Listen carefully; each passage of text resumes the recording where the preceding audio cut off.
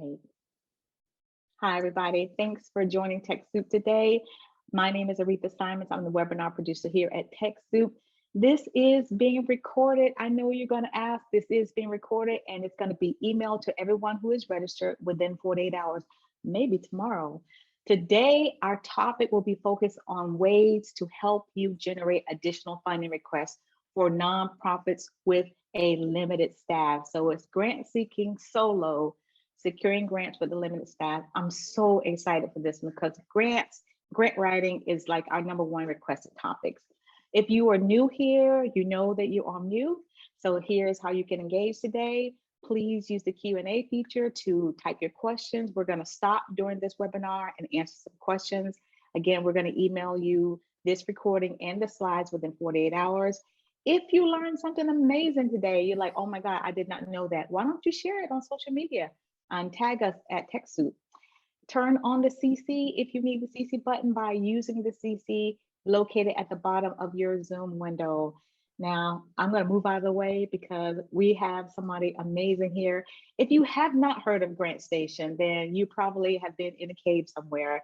We have the CEO of GrantStation here with us today. This is rare. This is rare. Her name is Cynthia Adams, and she has been dedicated to helping nonprofits for over 45 years. Okay, 45 years. She founded GrantStation because she believes that grant seeking requires a thorough understanding of the funders and sound knowledge of the philanthropic playing field. And I know that's right. Her life's work has been to level the playing field, creating opportunities for all nonprofit organizations, regardless of their size or the geographical location, to secure grant support. Cynthia, I am so glad you're here. So excited. While you're getting ready to share your screen, I want to make one quick announcement, and that is GrantStation. We have the GrantStation special that's coming up in a week. In less than a week, it's going to be $99. It's regular $169 as discount with TechSoup. So make sure you take advantage of that. And welcome, Cindy. Thank you so much for being here. I'm going to turn it over to you. Thank you very much, Aretha. I really appreciate it. And thank you all for joining me today. So here we are. Welcome to today's webinar. It's presented by Cynthia Adams by way of Jeremy Smith. Cynthia is the CEO of GrantStation, has been with us for years and years and years, and over 45 years, I believe. She has a wealth of knowledge, and she thought it would be great fun if I presented today. So I'm happy to do that. I've been with GrantStation myself just a hair over 13 years. So I know almost everything, but just through osmosis, being nearby, hosting all of our webinars that we do at GrantStation. So a lot of this I've seen, and I'll be able to offer my own little insight as we go through this. I know we're a little bit into the time today, but what I'm going to do my best here is to make sure that we can get through this, all the information Cindy has, and also cover the slides, and also cover your questions, which are the most important thing that we want to cover today. And of course, and this will be remiss if I don't mention it, think about the importance of purchasing a GrantStation membership. That's my hard sell. Don't worry, I won't say any more than that. So again, thank you for joining us today. And what we're going to do is look at our learning objectives. So they're pretty straightforward. This is going to be as fast-paced as it can be as a webinar. And we're going to cover quite a bit, but we'll be providing you with resources outside of the training so you can really follow up with all those different ideas that really sort of strike you as potentially doable for you and your organization. So here's something to keep in mind. You may decide to adopt one of these approaches, or maybe you can combine one, two, or even all of them. Here's the key. Keep an open mind, because the solution to your particular problem when it comes to really keeping the grant pipeline full and running smoothly may be different than someone else's.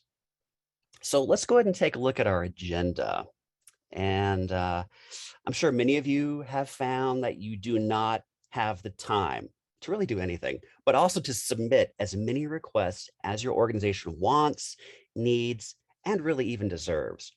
So there are 3 distinct approaches you can take. We're going to cover all these today. These are the 3 that you can combine and use however you feel fit. So they include creating a proposal, writing efficiencies, establishing a grant-seeking team, and building a partnership with another like organization. So let's focus on this idea of streamlining.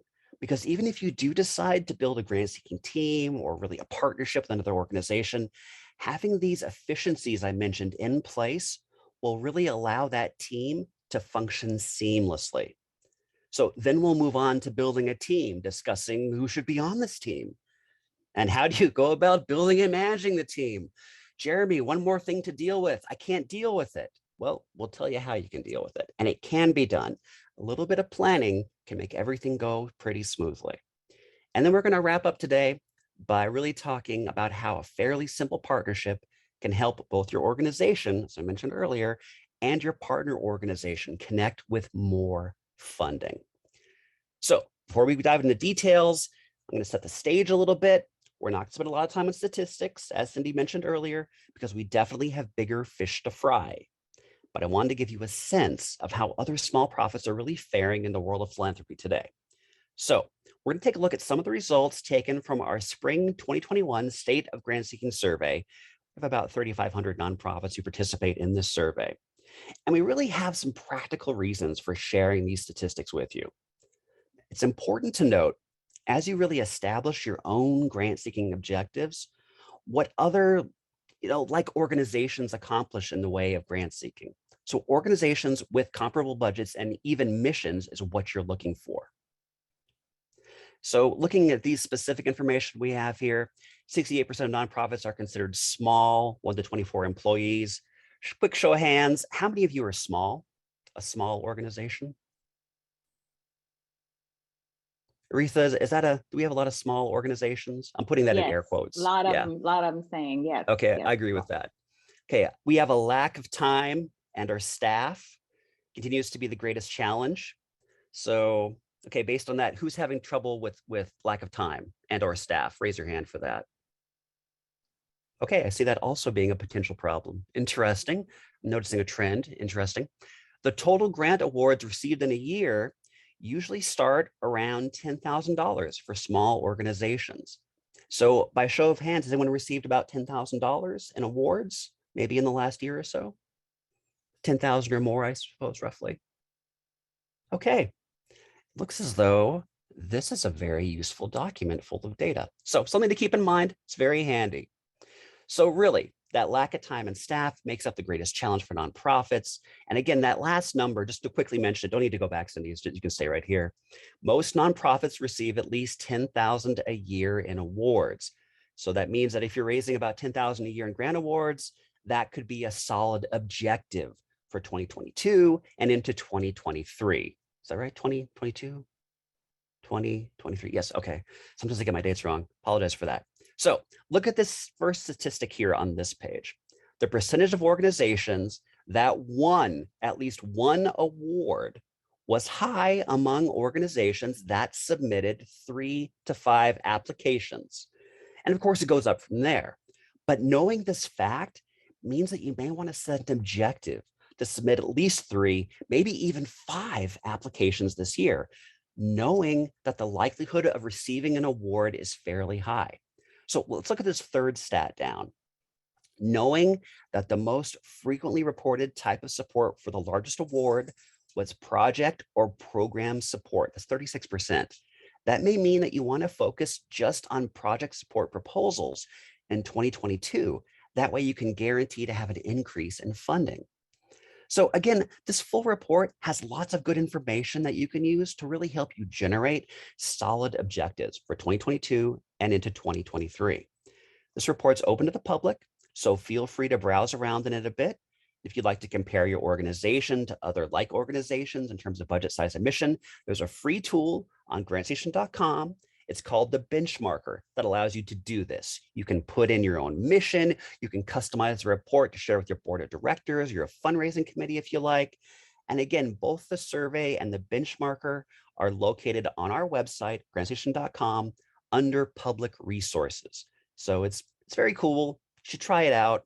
Again, it's free. It's good to see what's happening in the world. And just a quick reminder, that comes from 3,500 other people who have taken this survey. So it's a good combination of nonprofit results. Okay, so let's move on and talk about working solo. One of the most time-efficient things that you can do to really cut down on the stress of writing these proposals is to adopt a process. Now, you'll use that every time you undertake research and or begin writing a request, whether it's a letter of intent, whether it's a letter of intent or full proposal. So we're going to share some of these efficiencies that Cindy has adopted that really allowed her to keep the proposal pipeline full. And I think this is key, also retain her sanity. So this first step, creating an efficient in-house system, this will take a little bit of time. So we're going to make this as easy as possible for you. There is no need, you can do this, but there is no need to buy a fancy system to manage documents if you are writing and submitting about 10 proposals a year. You're probably just fine using Google Docs. But once you start to exceed that sort of rough magic number, again, this is a rule of thumb of 10 submissions a year, you might want to consider a more robust system that can track all these documents. If you want to find and use an efficient funder identification database, such as, GrantStation.com, to help you identify potential funders quickly and easily, that's going to be a necessary part of the step. If you do use GrantStation, you can track those potential funders. You can manage your searches easily through your own personal dashboard. And there are other systems out there. And this isn't really the webinar to talk specifically about comparing GrantStation with other organizations, but there are other ones out there. I can really only speak to GrantStation today. But whatever you decide to use, it's important to keep your searches efficient, as this is a step in the grant seeking process that can take a lot of time. That's very important. This is where you can this becomes that rabbit hole. You could just keep going down, searching and searching and searching. You may also want to build a decision matrix that allow you to make quick, easy decisions on which funders to pursue and which ones to set aside. So building a matrix can take a little bit of time, but again, if you belong to GrantStation, we already have it built and ready for you to use. But if you prefer to build your own, I'll give you some instructions on how to do so. So this matrix that you're going to have will allow you to run potential funding opportunities through it, answering specific questions and determining specific numbers to that. You assemble all these questions together based on how it'll work for your organization, tally it up, you'll end up with the total, and that decides whether you apply or don't apply for it specifically. All this information is available directly within a GrantStation dashboard. But the decision matrix is something you can also look up online and find through Google, but we have it all done for you in GrantStation, just showing the differences there. Now, if you can't purchase a GrantStation membership, and there is going to be, let me just check, Aretha, what was that price going to be for a GrantStation membership? $99. It starts February 15th and 16th. Okay, excellent. You see, I put in lots of little breaks to mention why we're here in the first place. So it makes it easy for us to mention why we're here. If you can't afford that, Cindy has said you can just email her directly and she'll send you some more specific info on how to set up your very own matrix. So that's our GrantStation gift to you. So let's go ahead and take a look at this slide right here. So, easily managing and updating our basic documents. This is where you're going to have each document date stamped. You're going to have your mission statement. You're going to have bios. This is important, of all your board members and staff, and highlighting the skills within that. This is another thing many people don't have, and it's not hard to do, is an organizational chart. You sort of know the start date on each for the staff person, where they are, who they report to, how it all works together. If everyone is on the same line, that may show there's some issues. If there is only one part of your organization, as you said, many people have said they have a very small amount of staff, that's also fine. It just means you have to really organize your time specifically, or maybe look for potentially board members who'd be willing to help out, or maybe some volunteers in the community who might be interested in supporting you as well. You'll also need a current operating budget. Now, this needs to be sort of a visual with a narrative connected to it, such as, why do I need this particular thing? Why do I need this tractor? Why do I need this computer? Why do I need this specific type of, food for whatever the purpose is? And along with your actual numbers, the money you need to keep operating. You're also going to need a copy of your strategic plan. Now, it's really important that you note the date of the latest revision. If that revision is 2016, you need to update your strategic plan. And I'm going to do a little quick aside here, just because there are many people who, and I'm one of them, still think it's 2019. It is not 2019. It is now 2 years later than 2019. So if you have something that's from 2019, you're like, well, it's just a couple of years old. No, it's 2 years old.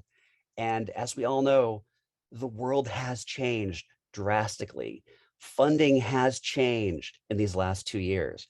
So if your current strategic plan hasn't even been looked at in the last 2 years, it's a good idea to sit down, spend some time with that. Just keep that in mind. Also, it's important that you have an organizational description. That would include some of your history. What challenges have you faced? What's the current status of your organization? Are you on hiatus due to COVID? Are you doing 3 times the number of clients that you're supporting now because of COVID? These are all things to have there because this will all help you as you're putting together your grant proposals. Did I cover that, Cindy? I think I did.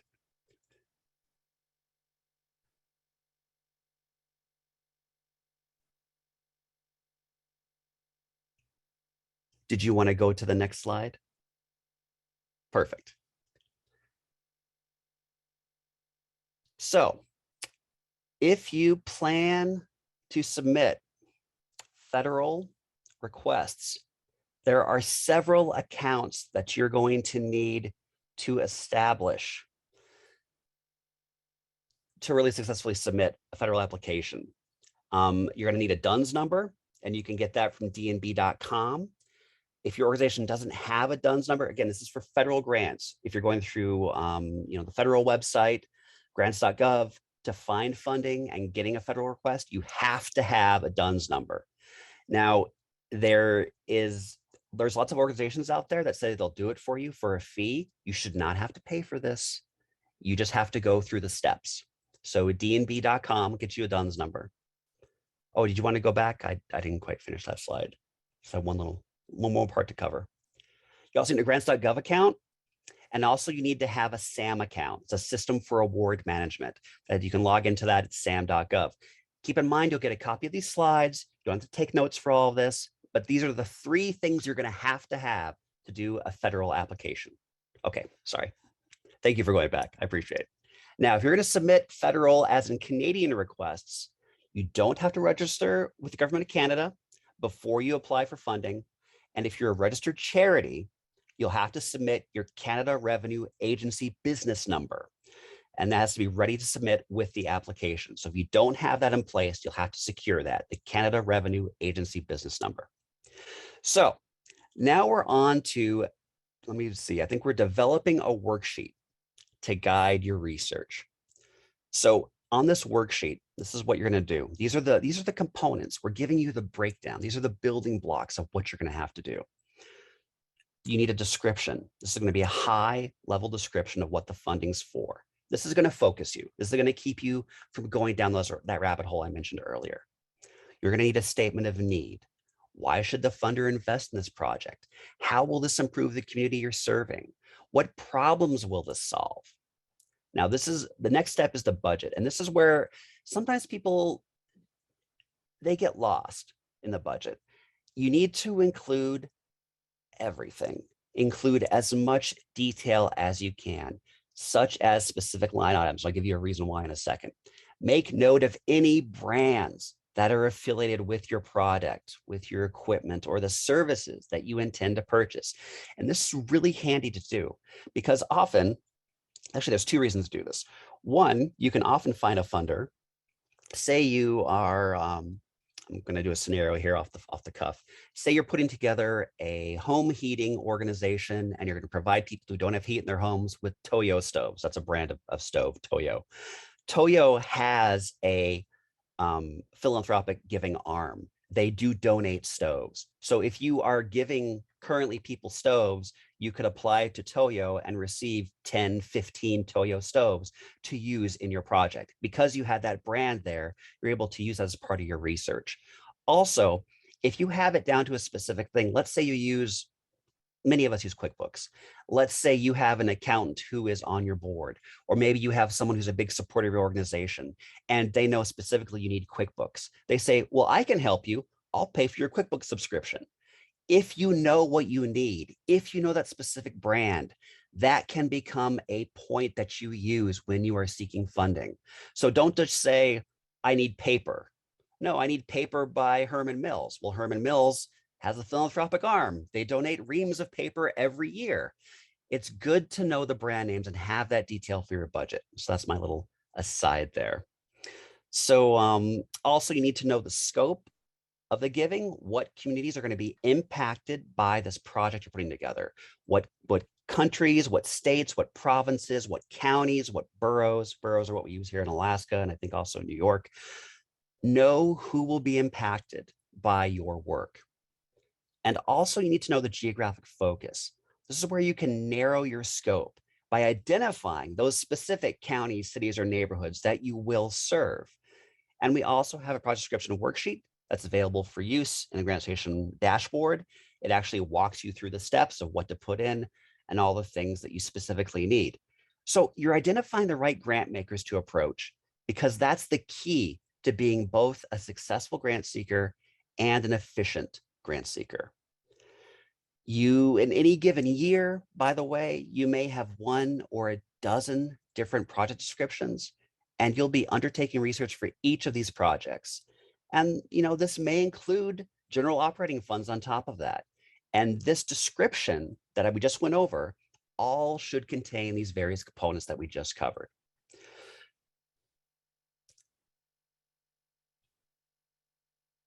When you're identifying funders, that efficiency I mentioned, you need a consistent research process.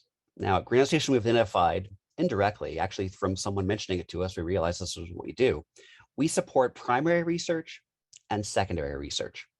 So the primary research, you use GrantStation, for example, which I highly recommend for $99, to do the initial search, taking some time to review each funder's profile and all the information we put in there. After primary research, you can now go into your secondary research. And actually, just quickly on primary research, this is where you're going to be really just identifying who it is, who is a good fit. Okay, I'm based in Nebraska. I'm providing skis for an after-school program for disadvantaged youth. Okay, great. You're gonna figure out your keywords, identify the specific ways to approach. That's all primary research, and finding those initial funders. Let's say you found 10 funding sources that would be perfect for your needs. Once you have them, and you're going to start looking deeper into them. And this is a step many people skip, and this is where you run into problems. You need to look into each one as a potential investor in your organization. You need to look at all of their published materials, look at their website, look at their annual report, because if they do provide funding, they have an annual report. Look at a list of folks that they've supported over the past year or two. This is all secondary research. This will help you eliminate those specific funding organizations who actually won't fit at this time. So you can really focus your energy on those grant makers who truly do fit. So I'm going to take a pause here for an interactive element. How many people have found the perfect funder? They're ready to write it. They start writing the grant.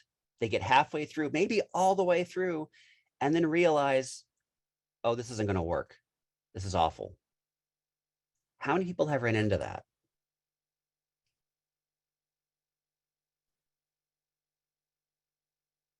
You know what? You're lucky. I have to say, some of you have, but for the most part, many of you haven't. And that's good, because I saw a lot more people shoot their hands up earlier. So you got lucky there. That's good. That's probably due to the fact that you have a very limited amount of time, and it may be just you doing this. So you want to focus on just the right ones for you, the ones that fit for your need. That's why we mentioned earlier the decision matrix. That's why you really want to use that secondary research to ferret out all these people that aren't a perfect fit. Now, this could be because they only give to people who are left-handed and their name is Jeremy. I mean, I'm totally in, but you may not be in. These is where you do that research. You may find the perfect person, but they may not be perfect for you at that moment. So let me see, what was this? I suffer from analysis paralysis. So I don't go until I suspect. It's a pretty easy ask. That's actually a really good point. I think many people do that because who wants to be rejected? I don't. No one wants to be rejected. So the goal is to really make sure either it's an easy ask, which, we can debate that in a whole different webinar at some point if you want, but you want to make sure your time is worth it. You don't want to put 3, 4, 5, maybe a week worth of time into a funding organization that's not going to work for you. You want one that's going to fit for you. You want one that's going to work. And Marie, you love rejection. That is not me, but I love that for you. So that is excellent. So again, just to harp a little bit more about this, secondary research will just help you eliminate those funders who actually won't fit at this time. So you can focus on the ones that truly do fit. So I mentioned the decision matrix, and oh, look, we have it right here. Here's the information of how to do it. And I know Cynthia's like, Jeremy, talk about this. So I'm going to do that. So decision matrix is really handy, and you can use it for all kinds of things. I sometimes use decision matrix to figure out what I'm going to eat for dinner, but I like to use it for funding specifically. So the first step, or the components really, is you need a criteria.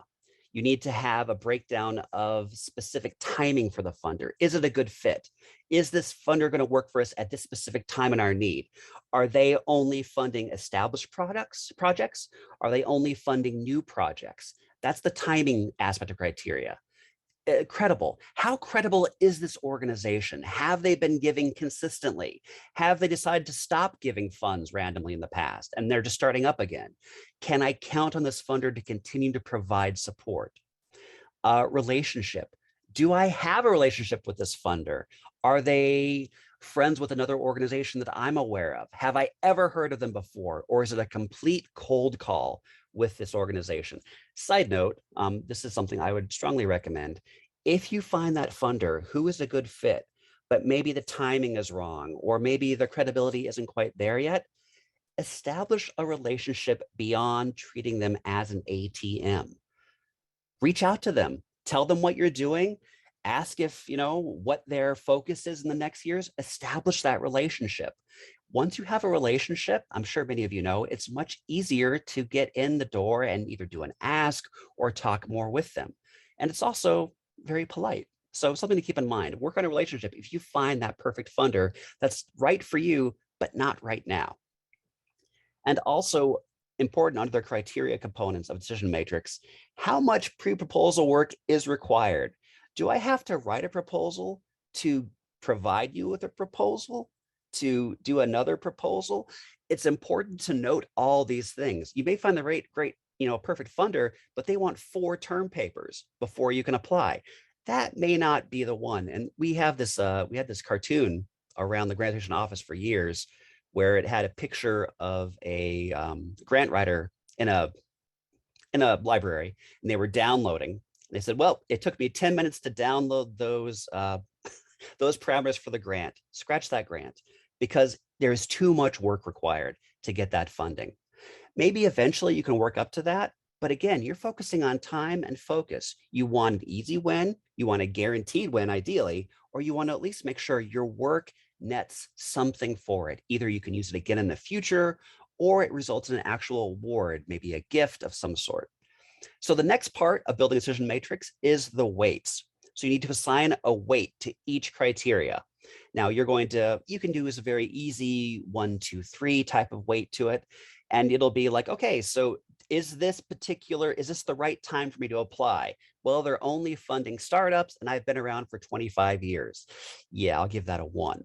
That's how it works. You can also give it a neutral weight of 0. So it doesn't hurt, it doesn't help. And you can also then give it a positive weight. So you can assign negative or positive. Just make sure it's consistent across everything. And then the third thing you need to do is the score. And that determines if you apply or not. Now, this is based on your criteria, the number of questions you have. And it takes a little bit of going back and forth. But, oh, look at that. Here's an example. And the only reason I sound a little surprised is because I have never given this webinar before. So I don't exactly know what the next slide will be. So it's as much a amazement to me as it is to you. But this is exactly how it would look. So let's look at our criteria. We'll start with subjective. So it complements the grant maker's goals. Oh, that's a 5. It builds on our mission. That's a 4. Are we likely to get it? That's a 3. Is there competition? Yeah, I think Aretha wants this one too. So there's competition. I don't know if I can outright her. Do I have a relationship with the grant maker? Oh, that's a 5, because I'm the godfather of their children.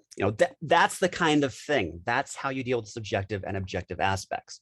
So looking at objective specific, do they provide sufficient funding for our need? Are they matching, or do we have to have matching funds to make this work? Oh boy, this could be a problem.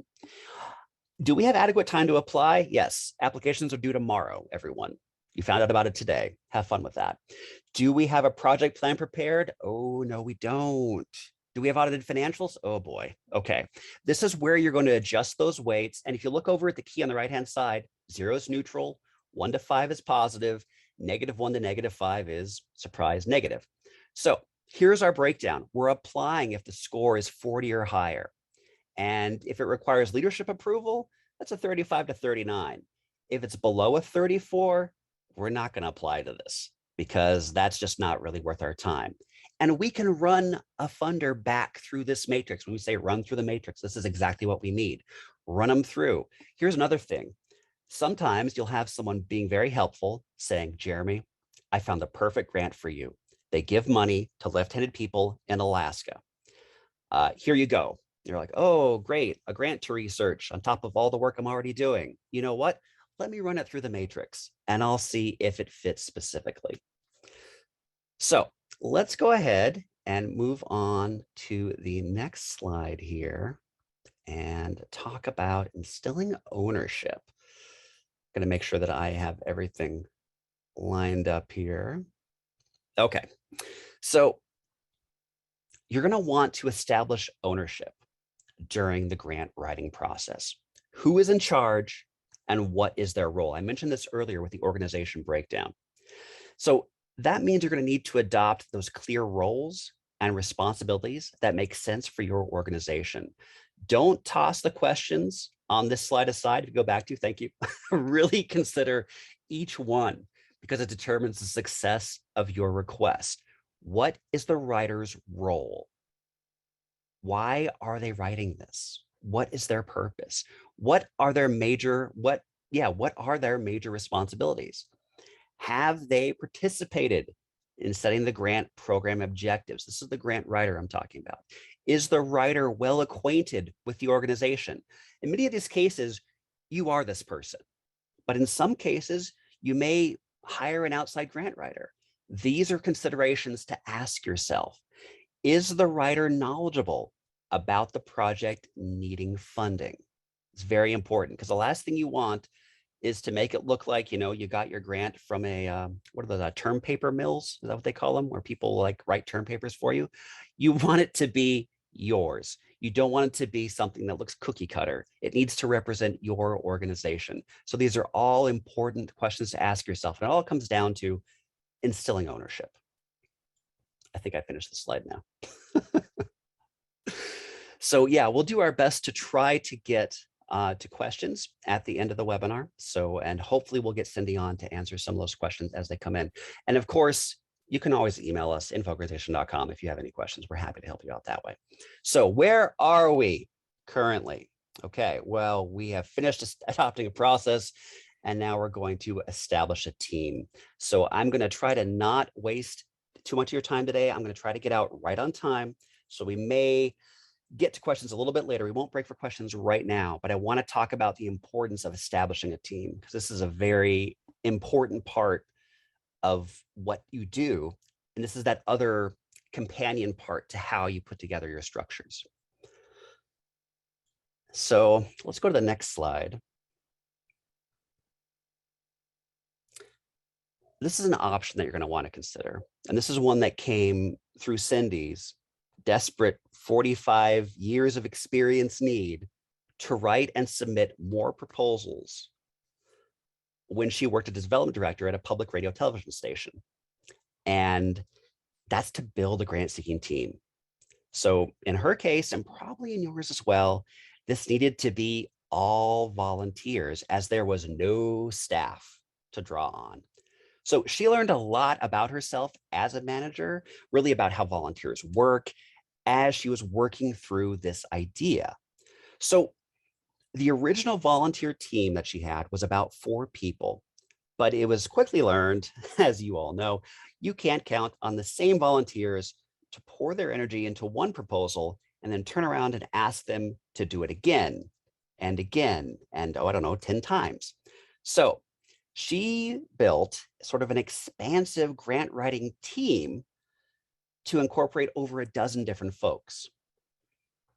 So what she learned, and much of this was learned the hard way, which seems to be how we learn lots of things here at GrantStation, is it's important to have a clear idea of how many proposals you're going to be writing and to whom, how much money you need to raise and by when as well. So in other words, you need a clear idea of the program objectives before you engage the volunteers. So the workload was crystal clear from the get-go. Now, if you don't do this, you will have people showing up. And I know many of you have had this, or I've had it, where someone's like, Jeremy, how can I help? I'm like, I don't have enough bandwidth to teach you to do this. It's faster if I just do it myself because I haven't thought about how I'm going to use you effectively. I don't know how you're going to fit into this. So actually, you helping has made this even more work at this point. I believe some of you have felt that way, or I know I have at least in the past. If you have it already set up and you are crystal clear on what you need and what you're focusing on, you can slot people into what you need them to do, especially volunteers. You don't want to have a volunteer doing 40 hours of work a week. You want them to spend maybe an hour or two. You want to have multiple volunteers so you can sort of spread the load out so it's not one person carrying it. Because if that one person gets sick, or I don't know, their internet connection doesn't work, it's up to one person to do the whole webinar / the entire proposal. So what Cynthia also learned Very funny. the hard way is that it's important to have a really clear idea of how many proposals you're going to be writing and to whom, how much money she needed to raise and by when. So keep that in mind. Also, she wanted to adopt a recruitment process that would not only be of use to set up the original working team, but that could be used whenever we lost someone from that team, needed to replace them. Much like today, I was here, I was able to replace the internet. This is the glory of having a team. When it's just one person, as you all know, it is so much work. But if you have someone else who can help you, if you have a couple people who can help you, if you're able to take one person and give them a little bit of a duty, it makes your job just a little bit easier. So you can at least get back to focusing on your work and not on just finding funding. So determining those program objectives. You're going to research what other organizations of like-sized mission are able to raise through grants. And again, we mentioned that earlier, State of Grant-Seeking Report can help you determine those benchmarks using the aptly named the benchmarker tool. It's as if we planned this. Look at your budget and determine what percentage you need to receive as grants. It's almost like a commercial for GrantStation. Use R3, it's an interactive tool, and that's on our website to help you determine the percentage of your budget that should be grant funded. So the benchmarker, of course, you can use right now. R3 is a more advanced tool. If you're interested in the tools, it's a side note and a self-promotion, I will be back here next week. Me and Aretha will be presenting all the tools you can use at GrantStation. So we're going to go ahead and take a look now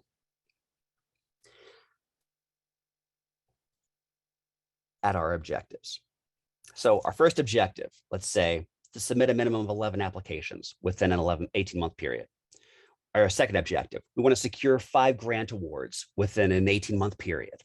And our third objective, we are hoping to receive 3 awards by September of 2022.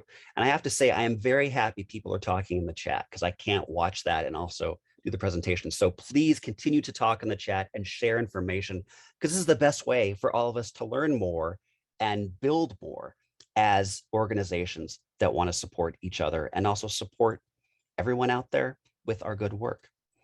So we're going to begin by identifying those objectives I mentioned. Now, let's say you're starting from scratch. Let's say you don't currently have a grant writing team, or you submit very few, if any, grant requests. You're going to want to establish a very conservative objective.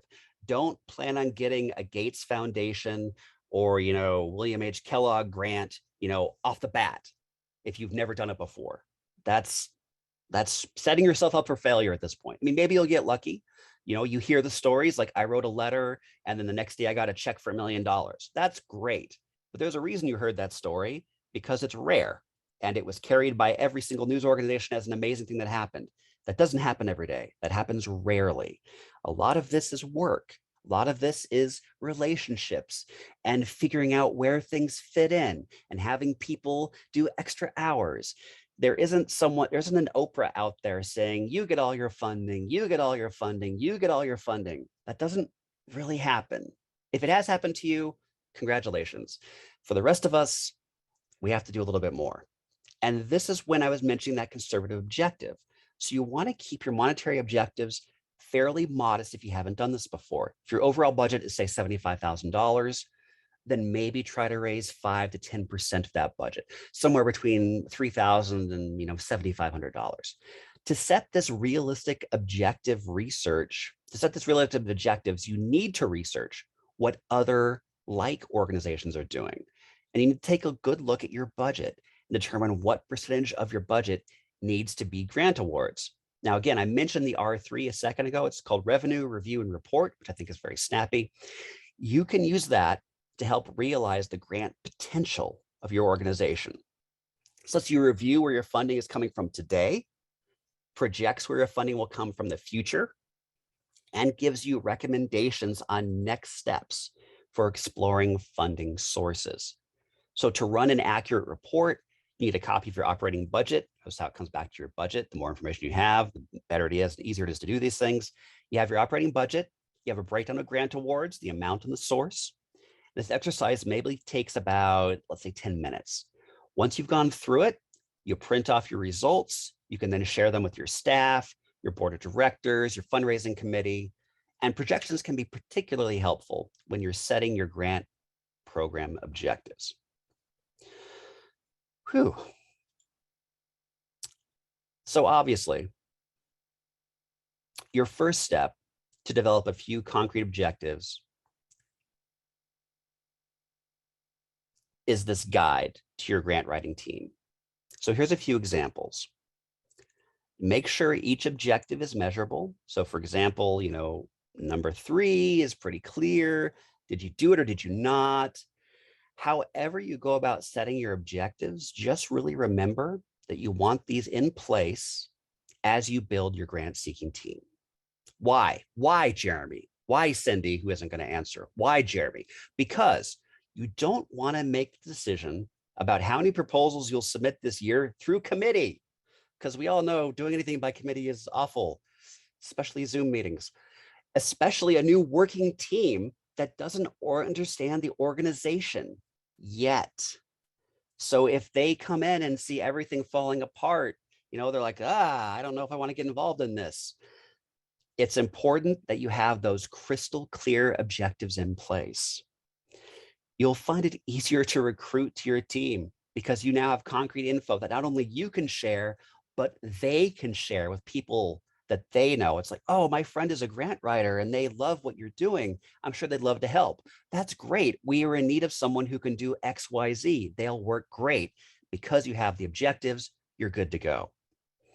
Now, as you begin to think about your team, you're going to want to establish, and this team you're establishing, keep in mind that you are looking for those specific skills. This means you're going to be really selective about who you ask to participate. So obviously, the first thing you have to do is identify the skills that you need based on the work that you need done. So it's really difficult, though, to get anyone to really commit, you all know this, to helping unless you've defined their role and responsibilities and they completely understand their level of commitment. Okay, so apparently, from my understanding, this is where it gets tricky. So let me look a little closer here. Oh, okay, I remember. Okay. I'm also pulling on my own historical information as I'm going through this. So matching it all up in my head. So please give me a moment as I get clear on what I'm doing next. That selectivity I was talking about who you're going to add in your team, you definitely don't want to pick the low hanging fruit just because certain people are eager to help. This is where I'm kind of going to go against the idea you have of typical volunteer recruitment, because that follows a fairly traditional path. You're going to almost always start with a compelling message that reflects your mission. You then explain why your organization is worthy of a volunteer's time. You craft a message that is short, simple, and direct. You communicate the need for the volunteer's service and the good that he or she can do. You often then have a list of volunteer jobs that can be assigned as people agree to volunteer their time. And that usually works for almost any sort of volunteering you need. However, for your grants team to be a winning team, you have to go at this recruitment process a bit differently. We encourage you to adopt a very targeted approach, focusing on the skills you need to write strong grant requests, almost like a headhunter, just a little bit. The key here is to look for individuals who want to enhance those specific skills that you've identified or already have significant experience in particular areas. So these individuals can be, say, they're passionate about what you do, or they might just be somewhat interested. But again, the key here is to find individuals who want to enhance their own skills or keep their existing skills tuned. These volunteers are individuals who are eager to challenge themselves and may not necessarily be focused on your specific goal. These are people who like what you're doing, but maybe they're working on getting a master's in writing.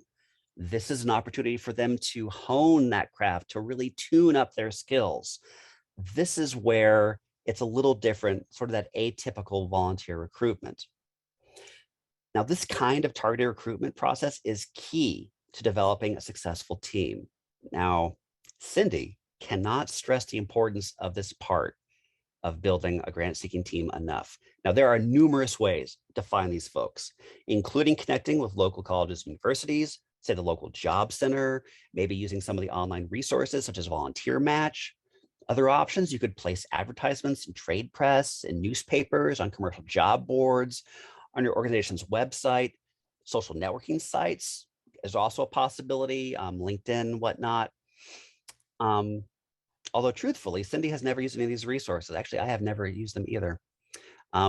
She just asks everyone she knows if they know someone with the skills she needs. That's funny, Cindy, because that is GrantStation to a T. It's who you surround yourself with and who you have available. And also, this is interesting because you mentioned the importance of having that statement, that clear idea of what you do and what you offer, and letting someone know exactly what you need them to do in this situation. Jeremy, I want to hire you because you're good with computers. Bam. That's great.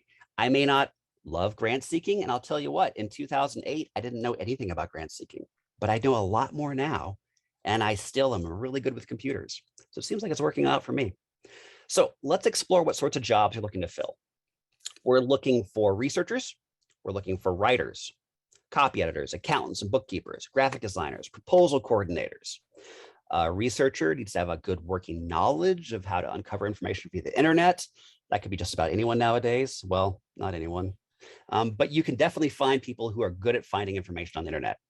Person needs to be focused and able to pull the information you're going to need to build a strong case for support. Basically, this is your statement of need for both full proposals and your letter of inquiries. They'll need to be able to find, read, and understand demographic research, the results of census surveys, et cetera, taking that information and distilling it into usable information to help you build your cases for support. So actually, a student at the regional university or community college can be a strong candidate for this job.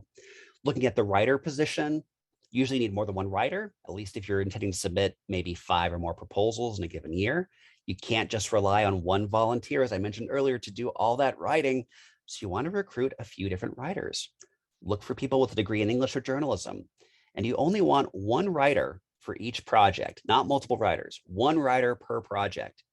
You do not want several different writers working on several different proposals for the same project. You want everything to be in one voice. Remember back to that slide earlier? What are you trying to convey? What's the writer trying to say?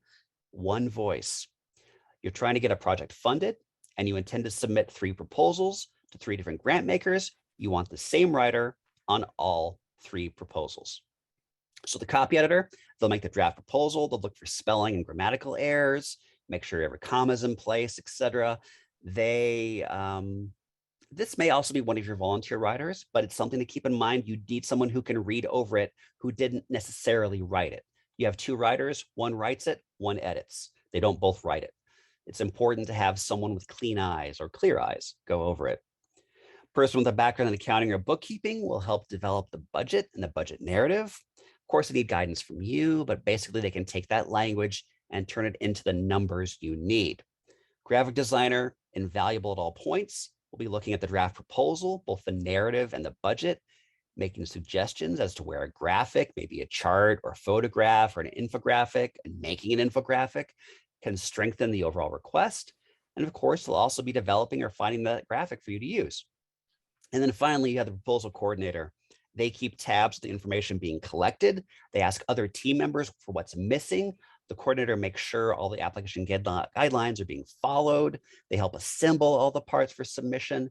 They are, in fact, the first person to get involved in the process. And they are probably the keystone here because they will make a checklist of every item that needs to be developed for the LOI or full proposal. LOI, again, letter of inquiry. And then they monitor it throughout the process to keep everyone on task and meeting deadlines. This is your team. These are the folks you'll be relying on to feed you the information necessary to develop a strong grant request. Your job is to establish these or those program objectives that we discussed earlier, identifying the grant makers you want to approach for each project or program that needs funding, recruit and monitor the grant writing team, and then do a final review of a draft proposal before it's submitted.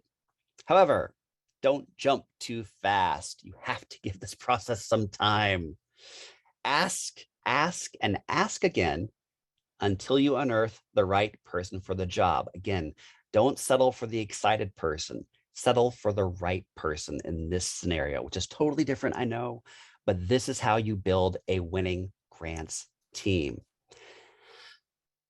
And it's really clear. Asking someone who's just breaking into the field might be your best bet for a good volunteer. So let's take a look at the 4 keys to successfully managing such a team.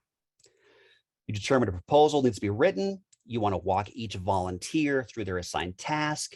Be sure that you share a copy of the full application with each person who will be on this particular request. If you detect any hesitation as you go through this work that they'll need to do, you must ask them if they'll need help or if this is too much to ask of them at this time. I have ran into this in my personal life and also my work life. And anytime I've helped out with a grant is whenever I run into someone who says, oh yeah, I can do it. And then they come to me and say, I can't do it. It's all falling apart. If they had told me earlier, it's totally fine. I'd rather know sooner than at the end that they can't finish it. So this is your chance to hone your psychology skills and make sure the person can continue with the task and make sure it's not too much for them at this time. You're going to want to determine what resources they might need to do this work, figure out how to provide that resource. For example, if someone's doing the research for you, helping you, say, build a case for support, they need to access a survey tool, or maybe they need to purchase a report or attend a webinar to put something together. This is all information that you need to know. They may not know they need this off the bat, so you just have to let them know that if they stumble onto something that has a cost, you're willing to consider it. Or maybe another example, a graphic designer needs a specific software program, or maybe access to a database of images to use, or to generate the kind of data visualization you have in mind. Then you might have to purchase that software or access to that database, or come up with another way of presenting the information. This meeting, it's important to set realistic deadlines, taking into account their existing schedule. Communicate with each volunteer regularly and make sure that the deadlines are realistic and also justified, because it's the polite thing to do. Making sure you address all those areas, it'll really keep grants development process moving forward. So communication talk. It's imperative you keep the lines of communication open and flowing. I'm pounding my hand. I don't know if you hear that. Let folks know when one of the committee members finishes their work, or perhaps when they begin work in a particular section. Let people know, celebrate that. Regular email updates will keep folks on task. A graphic or two captures their attention, not a bad idea to make them read the missive. Cindy uses cartoons, as I mentioned, a lot to reinforce email messages, and it works because I remember the cartoons. Maybe not always the message, but I do the message because I read the cartoon. So I think in the end, it all works out. Remember to keep the communications really short and to the point, and keep them graphically interesting so they'll read them. Now, Cindy's on a board, or the executive director is trying to keep everybody in the loop, sends out these long emails every other week, which I assume read like, oh gosh, I don't even want to assume what they read like. It's just too much information. And she doesn't read them in their entirety. I can't believe you admitted that, Cindy. Maybe I wasn't supposed to read that part out loud. Anyway, regular communication is really motivating for volunteers. The lack of it is one of the chief reasons volunteers become dissatisfied, much like we're telling you exactly how we're doing this webinar. We didn't want to be quiet and just have you wonder what's happening. We want to involve you in the process. You are all volunteering to be here today. We want you to understand what we are doing. So keep them short. So what is your job? Remember, you are the driver. The train ain't going anywhere without you. That's Cindy, that's not me. You can't hand things off and then sit back and wait for the results. You will be waiting a very long time if you approach it that way. Your volunteers will drop the ball. You can count on it, not always, not often, or they should be dropped from the team, but it does happen. When you see someone struggling with a deadline, you have to step in and take over the job. You are the red link that you see in this graphic. You keep things connected. This is a crucial role. So keeping a volunteer committee energized is a heck of a task, but one that is well worth it in case of such a working team. So you're going to raise the bar, you're reviewing the efforts, you're reviewing committee efforts, you're giving them a break, you're acknowledging work when it's completed, you reward and celebrate. This is just for your grant seeking group, your grant seeking committee. This is not your overall volunteer approach. This is your winning grant seeking team. That's what this is for. Your volunteers will get tired, and you need to schedule breaks without losing momentum. This is tricky. One of the reasons her original team was so large is she wanted 2 people who could do graphics or work on the budgets, etc. So she wasn't too demanding on one set. But she did this because they were trying to submit 20 or more proposals each year, some of them federal, so it was a daunting task. So remember, breaks. Okay, I think we're doing okay on time. Are we okay on time, Aretha? I don't want to go too far. I don't want to go over time. There are a lot of questions in the Q&A. Yeah. And I know that we had a delayed start for sure. Yeah. We did. If we were on task, we have 15 minutes left. Do you want to answer some questions now? Let me just I'm going to cover this quickly. The curating a partnership. I mentioned this earlier during my tap dancing routine, so I will just revisit it with more tap dancers with me, which is Cindy's script. I'll do it quickly and then we'll get to questions. So I do not want anyone to feel like we're trying to ignore their questions, but I mean, with over 600 people here, we have a lot of questions to go. So we are going to get to them, but this is important. We're talking about getting organized, having your documents, developing a team. That's all important. This is collaboration. Collaborative partnerships rely on participation by at least 2 parties who agree to share resources, such as finances, knowledge, and people. So organizations in a collaborative partnership almost always share a common vision. The essence of collaborative partnership is for all parties to mutually benefit from working together. In the case of writing and submitting proposals, you're looking for a partner who can bring an experienced proposal writing person or staff to the table. And what they need from you is a specific area in which you excel, or the ability to maybe bring real-time data from the field to help bolster their case for support. You have to bring something to the table. So figure out what it is you can offer and make that part of your pitch when you're trying to secure a partnership.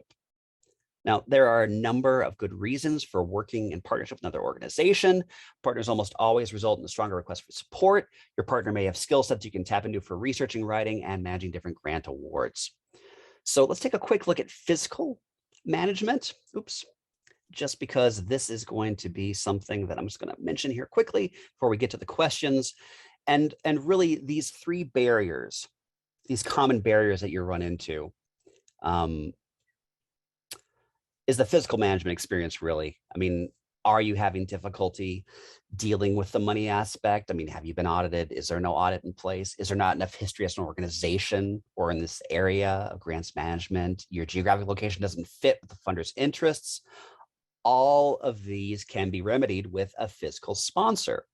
So, and again, if your budget's too small to secure significant grant support, you can consider a fiscal sponsor. So the fiscally sponsored project does not become a program belonging to the sponsor. The sponsor does not necessarily maintain ownership of any part of the results of the project's work.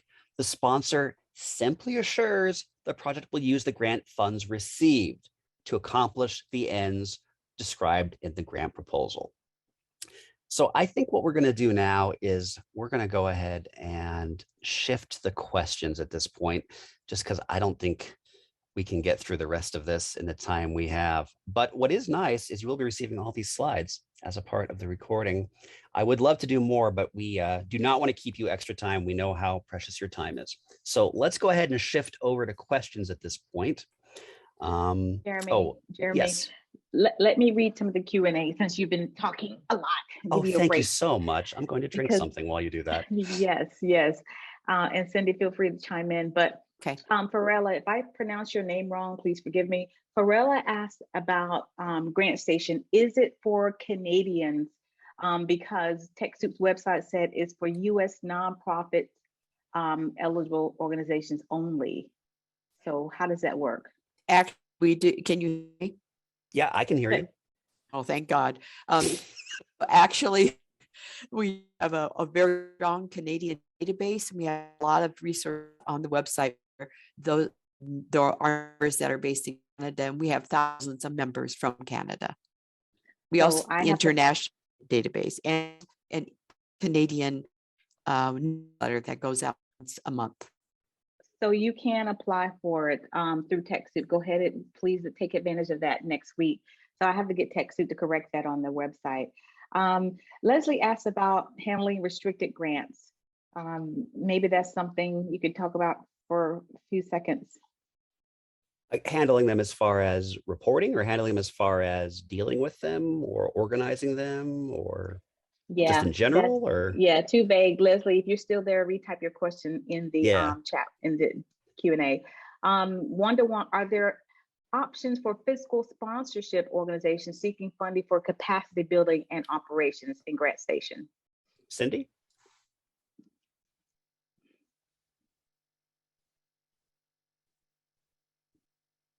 If you're speaking, Cindy, we can't hear you.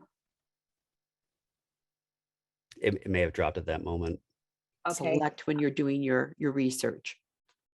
Oh, it completely cut you off till we just heard the word research, Cindy. Okay, but I see her little note on there, right on the screen. You guys talk about fiscal sponsors, so she is right on it. Perfect. There we go. Yeah. Next question. There you go. Glenn says, how does GrantStation differ from the Foundation Center Directory online? Sure, I'll do that really quickly. Everything we have listed in GrantStation is organizations that are actively accepting either letters of inquiry or proposals. So you won't find information from a funder who is no longer in business. You won't find information for a funder who only takes grants from left-handed Jeremys in Alaska. Everything you're going to find is available and accessible that very day if you want to apply, if it fits with your organization. And also all of our records are done by hand, so you won't find any kind of weird gobbledygook in there as well. Well, that goes in hand with the membership benefits. What are the benefits of joining that Mia asked about? Well, one of the things, I mean, the problem is that there's not enough time in the day to go over all the features GrantStation has, but we do have a webinar you can take on our website, which covers all the different features. But what you can do on GrantStation, you can research funders, you can find funders that work for you, you can go through articles that tell you how to write an application, walk you through all the features of what you need when you're writing an application, like the narrative, the budget, etc. Download examples of winning grant proposals to compare to your own, have your own dashboard where you can save all your funding research, set up updates that will remind you when to apply for various funding, as well as search through international, as Cindy mentioned, Canadian, US federal, state-based grant makers, and access over, oh geez, how long has it been? Almost 20 years worth of backlog of various newsletters that also feature various funding opportunities. So all of that and more is all available with a membership for only $99. Awesome. An anonymous attendee said, can you utilize the upcoming savings to add another year? They're already members of GrantStation through 2023. So how would that work? You can stack. That's the best part of GrantStation. If you want to buy 50 years, fine. We'll add 50 years to your membership. Awesome. Do you know DCIR? Do you know of any small grants that support operating costs? I think there's a lot of small grants. Oh, sure. And you know, I'll tell you what, again, I only have a limited amount of time today, and I definitely don't want to keep people over. But if you go to grantstation.com, you click on US Charitable, and I'm going to have to do this verbally. You can actually search the database without being a member. It will tell you the number of funders available based on your search terms that you put in. That's something I set up so people can see if it's a good fit for them without purchasing a membership. So you can go there, go to our US Charitable database, and do a search. You can search for funding. It won't show you the results. It'll show you the number of results. So if you're looking for capacity building, that's an option. If you're looking for capacity building in Alaska, that's an option. If you're looking for capacity building religious organizations based in Alaska who only want to do organizations that start with the letter F, those are all options in searching. There's lots of ways to search. This webinar, of course, isn't covering searching and finding that stuff. Your best bet for that webinar is to come next week, where I'll be going over all the tools of GrantStation along with all the features you can access. And your technology will work. Oh yeah, well, because I'm in Alaska, not this nowhere place of New Mexico. Never heard of that place. Hangs her head in shame. Funny. So Eleanor wanted to know, she works with a Montessori school. Are there any private family foundation listed in GrantStation? Quite a few. I believe, and I'm going to go ahead and fudge here for a second, or not even a fudge really. I'm actually going to tap dance for a moment because I'm going to actually pull up my full script, and I have a breakdown of everything that's actually covered in the database. So what you're going to find when you log into GrantStation and you take a look at all the different funders that we have, access to in our database, you can access independent, family, community, corporate foundations, corporate giving programs, faith-based grant makers, and basically any and all associations with grant making programs. So private funders will definitely be listed in there. The only thing I'm going to say, we tend not to have higher education funders listed. There are separate databases that do much more in-depth than us. So if you are a college or university looking for specific funding, we tend not to have things that cater just to universities, but we have funding that's open, as I mentioned earlier. Why we're unique from other organizations that provide search utilities is the ability to have funders who are actively accepting requests and letters of inquiries. Awesome, thank you. So there are a couple of questions in here. I'm going to ask everybody in the chat room to help me with this because DCIR and Ella asked about finding grant writers. So all the grant writers that are here today, please put your contact information into the chat room. And does GrantStation have a list of grant writers in GrantStation? Well, that's a really good, we don't. No, we don't. Actually, our partner, the Grant Professional Association, is where you want to go to find consultants that help with grant writing. It's called GPA, grantprofessionalassociation.org. It's a pretty good site, and they have a lot of listed information there. But yeah, if you are interested, I mean, as Aretha mentioned, feel free to put it in the chat, and people can access you that way. Yeah. Look at all these grant writers. Hey, Melanie.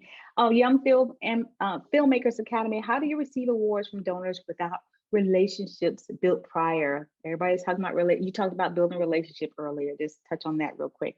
Oh, sure. Yeah, this will probably be our last question. I think we can fit in unless people want to stay a little bit longer. Just a quick note before I answer it. Aretha, will people receive a copy of the recording of this presentation? They will receive this recording, and I don't mind Excellent. staying on to answer a few more questions. It's up to you. I am more than happy to stay on longer. I just want everyone to know you're welcome to leave. I don't want you to feel like you have to stay and listen to the melodious sound of my voice forever. But just letting you know, I'm more than happy to stay on and answer questions as we go. Yes, Grant Writing Professional Association, that is correct. And I think, Aretha, I'm not sure if you can do this. Is there a way that you can pull elements of the chat and send that to people along with the recording? No, I'm Okay, sorry. well then about the here is chat. your opportunity. We'll answer questions. This is your chance to go ahead and pull everything out of the chat as we go. So Yeah, could you ask that question one more time as I drink something? building the relationships with funders prior to getting the donation. So I'm going to dive in here if you can hear me. First of all, don't feel as if you have to have a relationship with a grant maker. If your proposal is strong and your research was comprehensive, you probably don't need that relationship. If you do feel as if you need to build a relationship, then a good way to start is to not email, but mail your latest, annual report or just a letter that tells them about who you are. Don't ask for money. Just send them information about your organization. They will not throw it away. They will file it. And every time there's a newspaper story about something you've done, or you bring on several new board members or a new board president, you can send them that information. They will get to know your organization through that communication, but don't ask them for money yet. You want to build that relationship. Can you still hear me?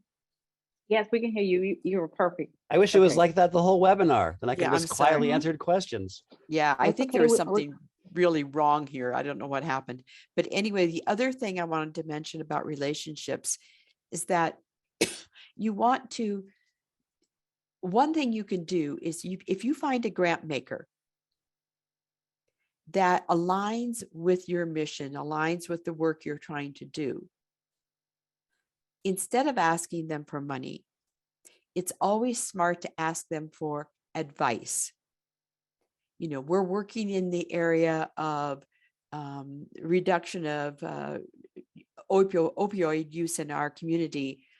I know you've funded XYZ in this area.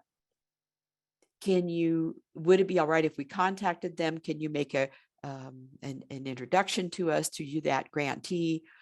Can you give us advice? Asking them for advice and guidance helps create credibility for you and starts to build that foundation for a real relationship.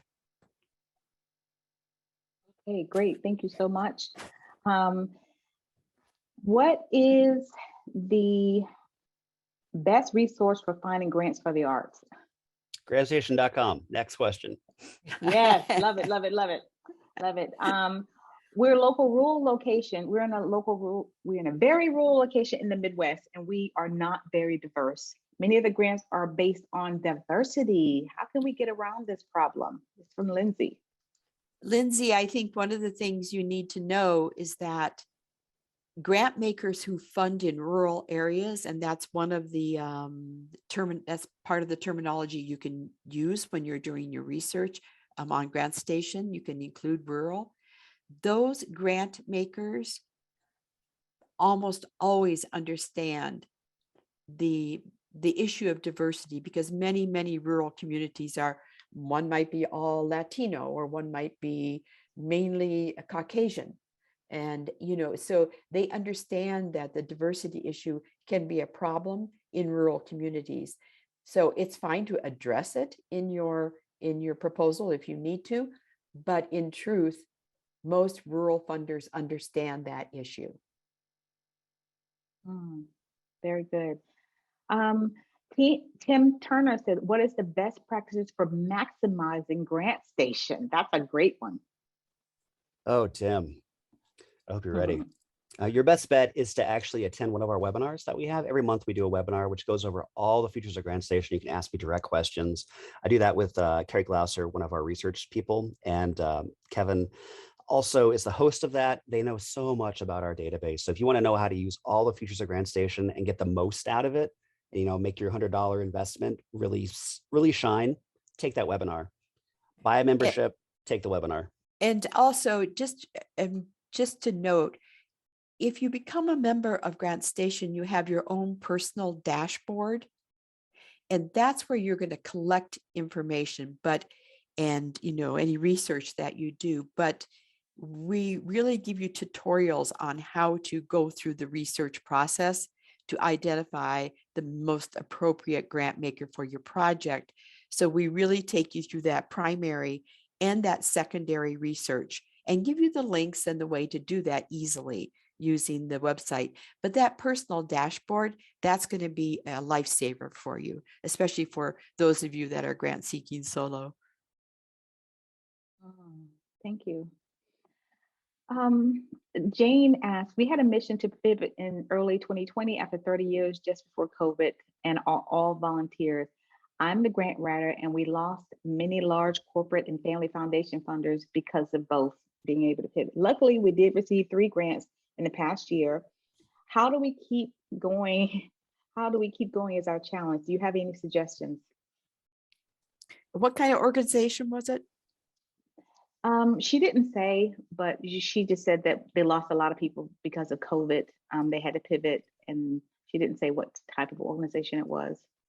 Well, I think part of what you have to do is you have to, for those organizations that are going through this issue, part of what you have to do is you have to be really transparent.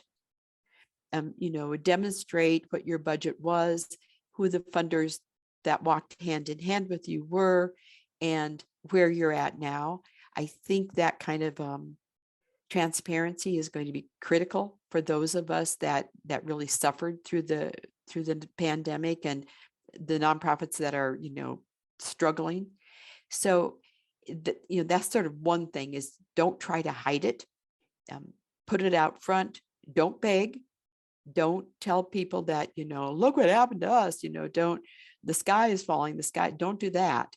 Just be very, you know, state the facts and let the reader draw their own conclusion, and they can see what has happened. Awesome. M.M. DeVoe said, can someone please define grants pipeline in a concrete way? What steps are included in this?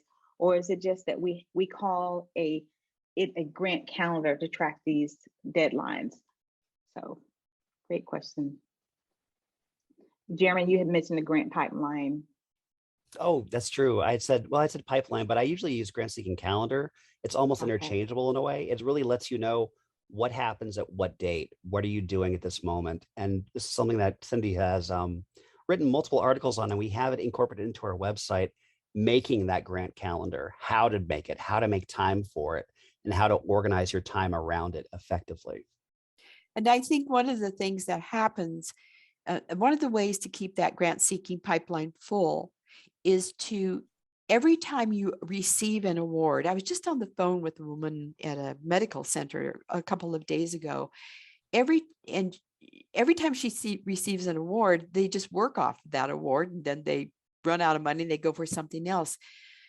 Every time you receive an award, you should use that to leverage the next request. You want to say, this is our project, it has been funded. You know, we needed $50,000 to do it. We've raised that amount of money. Here's the next phase of that project. You want to create this, you want to leverage.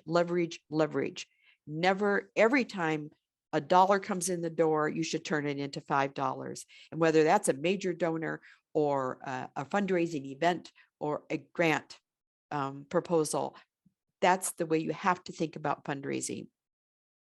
And again, I think, I believe I got here's my email. You guys, if you need assistance that we couldn't answer today because of my technology, feel free to email me directly, and I'll help you as much as I can. Okay. There's a couple of questions from international organizations. Amy says, we have a unique situation. Our nonprofit is in the US, but all of our activities are overseas, which makes finding overseas grants hard. So people want to know, are there grants for Africa? Can you answer that question, Cindy or Jeremy? Yeah, we have an international database. You can do your research. Let's say you have a women's clinic in South Africa and you need equipment. You can put those parameters in our international database and come up with grant makers. Some of those are based in the US and some of those are based outside of the US, but those are the ones that will fund that kind of project. There's also a way to do research in the US database. If you're based in the US, but all of your work is international, you can do your research in the US database as well. So there's both the US database and the international database that can help you find the right grant makers for such projects. Thank you. And a lot of people ask about that decision matrix.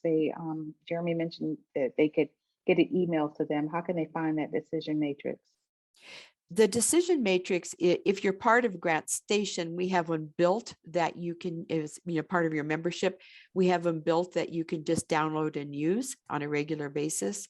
We also give you instructions on how to build your own decision matrix. If you do not become a member of GrantStation, feel free again to email me and I will walk you through it. Okay, I'm just going to do two more questions. Katie wanted to know, can you use GrantStation to set up alerts when a funder releases a new RFP? That answer is yes. We have a system that if a funder makes a change or modification, which in this case would be an RFP, you will be notified through email. You can also be notified when a funder when they come back, in case they're no longer offering funds for the year. When they come back into our database, you can be notified by that as well. We have a very robust notification system. Some have said it's a little too robust, but we prefer to err on the side of having too many messages than not enough. But you can always turn them off as well. So yes, that can be done. Great. Last question is about audited finances. People want to know, are there lots of grants that you don't have to provide your audited expenses or finances? Because they say it's very expensive to have those finances audited. Right. So a couple of things. One is we talked about the fiscal sponsor. You can get a fiscal sponsor that has a legitimate audit. And again, you can take a look at that and decide if you want to go that route. The other thing you can do, if a grant maker requires an audit and you think you have to take them off of your hit list because you don't have an audit, don't jump too fast, because sometimes if you get on the telephone with that grant maker and you let them know that you have, your books are in QuickBooks and you can run a balance sheet and you can run your budget and a copy of your P&L, your profit and loss, sometimes they will make an exception to that rule. They oftentimes put it in their guidelines, almost always put it in their guidelines, but that doesn't mean that they won't fund you. So you need to make that phone call to the grant maker. It's a good question to ask. Also, if you have a separate audit committee that does your own internal audit, it's just, a couple of volunteers and maybe one board member, and they make recommendations. They look at your books every year and they make recommendations, and an informal internal audit committee can often suffice as well. Awesome. Everybody in the chat room, can we give hand claps, some snaps for Jeremy Smith for taking over this webinar? That's why you ought to be here next week when he does his webinar and walk you through GrantStation on February the 15th. You cannot miss it. Make sure you sign up for that webinar. Don't miss it. Cindy, it's been incredible having you here. Thank you so much for your knowledge, your expertise, for even dreaming of GrantStation. Oh my God, what a lifesaver. Thank you so much. Thank you to everyone who came here today, who stuck around with us. Make sure you sign up for all the webinars next week. Make sure you sign up for Put an alarm on your phone for the GrantStation $99 special for February 15th and 16th. And as you're taking care of everybody else, make sure you take time to take care of yourself. Have a great day, everybody. Bye-bye. Thank you. Bye-bye. Bye, Thank everyone. you. Bye.